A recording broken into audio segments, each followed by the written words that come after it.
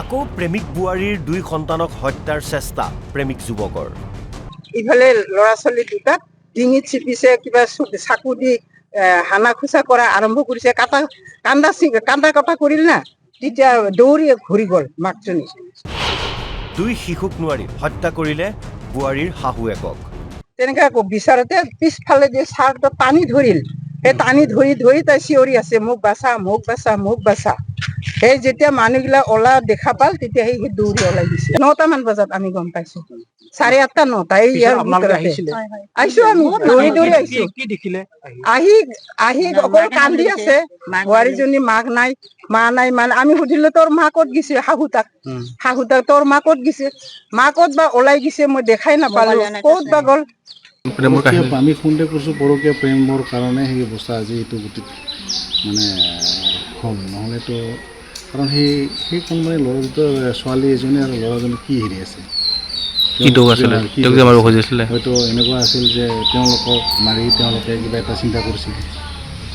যাৰ ফলত আৰু আমাৰ শাহুৰ হ'ল কোনো নাই, ল'ৰা আছিল, ল'ৰাজন মাৰা গৈছে। গতিকে এতিয়া গোটেইখিনি তেওঁলোকৰ আছে, তেওঁলোকে কি চিন্তা কৰিছে গম নাপায়।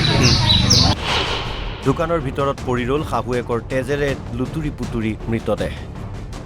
হয়, পৰকীয়া প্ৰেমৰ বাবে মহানগৰীত দুটাকৈ হত্যাকাণ্ড সংঘটিত হোৱাৰ পাছত এইবাৰ গোৱালপাৰাৰ দুধনৈৰ উদয়পুৰত সংঘটিত হ'ল এক ভয়ংকৰ ঘটনা। জানিব পৰা অনুসৰি প্ৰায় 3 বছৰ পূৰ্বে মৃত্যু হৈছিল মহিলাগৰাকীৰ স্বামীৰ। 2 সন্তান আৰু শাহুৱেকৰ সৈতে বাস কৰিছিল মহিলাগৰাকী। কিন্তু মঙলবাৰে নিশা মহিলাগৰাকীৰ ঘৰত উপস্থিত হৈছিল নিপজ্যোতি ৰাভা নামৰ এইজন যুৱক। তাৰ পাছতেই 2 শিশুক হত্যাৰ চেষ্টা কৰাৰ লগতে 61 বছৰীয়া মহিলাগৰাকীক কৰে হত্যা। যেতিয়া চিঞৰ বাখৰ কৰিছে, তেতিয়াহে আমি ওলাই আহিলো। মোক বাচাও বুলি কওঁতেহে ঘটনা সংঘটিত কৰিয়েই পলায়ন নিপজ্যোতি ৰাভাৰ। বোৱাৰীগৰাকীৰ লগতে নিপজ্যোতিৰ পিতৃক আটক আৰক্ষীৰ। নিহত শাহুৱেকৰ আত্মীয়ৰ সন্দেহ, নিপজ্যোতিৰ সৈতে বোৱাৰীগৰাকীৰ প্ৰেমৰ সম্পৰ্ক আছে। স্থানীয় মহিলাৰ মতে বোৱাৰীগৰাকী তেনে স্বভাৱৰ নহয়। গুৱাহাটীত এনেকুৱা এটা ঘটনা ঘটিল, নিশ্চয় তেওঁলোক আমাৰ ইয়াতো তেনেকুৱা ঘটনা নিশ্চয় নোহোৱা বুলি আমি হেৰি কৰে। তাৰ কাৰণে সন্দেহটো হ'ল এইকাৰণে যে যদি মাৰিবই লগা আছিল, মানে অকল মাক কিয় মাৰিলে, বাকী আৰু ল'ৰা ছোৱালীক কিয় মাৰিব বিচাৰিলে, সেই বস্তুটো আমাৰ অলপমান সন্দেহ থাকিল। তাৰ কাৰণে ছাৰক লগে লগে সেই বস্তুটো ক'লে যে নিশ্চয় হেৰি আছে, কাৰণ যদি দোষী শাস্তি পোৱাটো আমি বিচাৰোঁ, আৰু যদি নিৰ্দোষী আমি ওলাই আহক, ক'ব লগা নাই আমাক।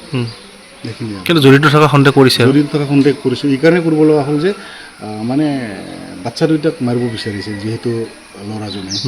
গতিকে যদি মাৰ্ডাৰ কৰিব লগা হয়, ডাঙৰ মানুহ যিটো সেই আমাৰ বোৱাৰীজনীক কিয় নামাৰিলে। আৰু শুনিছোঁ বোলে তেওঁ মানে পানীও এগিলাচ দি দিছে। এতিয়া কথাবিলাক তাৰমানে লাহে লাহে বস্তুখিনি ওলাই আছে। আমি ফোনতে কৰিছোঁ, পৰকীয়া প্ৰেমৰ কাৰণে সেই অৱস্থা আজি এইটো গতিত মানে হ'ল। নহ'লেতো কাৰণ সেই কোনোবাই ল'ৰা দুটা, ছোৱালী এজনী আৰু ল'ৰাজনী কি হেৰি আছে, হয়তো এনেকুৱা আছিল যে তেওঁলোকক মাৰি তেওঁলোকে কিবা এটা চিন্তা কৰিছিল। যাৰ ফলত আৰু আমাৰ শাহুৰ হ'ল কোনো নাই, ল'ৰা আছিল, ল'ৰাজন মাৰা গৈছে। গতিকে এতিয়া গোটেইখিনি তেওঁলোকৰ আছে, তেওঁলোকে কি চিন্তা কৰিছে গম নাপায়। আমি সন্দেহ কৰিলোঁ এইটো কাৰণতে, এই যে মানে ল'ৰা ছোৱালীক যেতিয়া মাৰিব বিচাৰিছে, আৰু সেই তাৰ কাৰণেই বোধহয় মানে যেতিয়া শাহুক মাৰি তাৰ পিছৰ পৰ্যায়ত ল'ৰা ছোৱালী মাৰিব বিচাৰিছে। আৰু যদি শাহুক মাৰিছে, তেতিয়াহ'লে বোৱাৰীকো মাৰিলোঁ হয়। যদি বাচ্ছাই কেনে কিয় ল'ৰাবিলাক মাৰিব, নিশ্চয় পৰকীয়া প্ৰেম। এতিয়া পৰিয়ালৰ মানুহে কৈছে এইটো এটা প্ৰেমজনিত ঘটনা হ'ব পাৰে। মিছা কথা, এইগিলা একেবাৰে মিছা কথা। আমি ইয়াত যিমান দিন আছো, মানে তাক বিয়া হোৱা দিনৰ পৰা দেখা পাওঁ, তাৰ কোনো কথাত পিছল কথা নাই, কোনো চঞ্চলতা নাই, ধীৰ স্থিৰ মাইকীজনী, কোনো দিন মানুহৰ ঘৰতো নাযায়, কোনো বেয়া কথা নকয়, একদম সত্যবাদী নাৰী সীতা। তেনেকুৱা বোৱাৰী তেনেকুৱা খুবেই কম, এইখন অঞ্চলত নায়ে এনেকুৱা ইমান ভাল মানে লক্ষী বোৱাৰী বুলি ক'ব লাগিব। এতিয়া আৰক্ষীৰ তদন্তৰ অন্ততহে পোহৰলৈ আহিব সকলো কথা। দুধনৈৰ পৰা বিদ্যুৎ চৰকাৰৰ report, Assam live 24 NB news.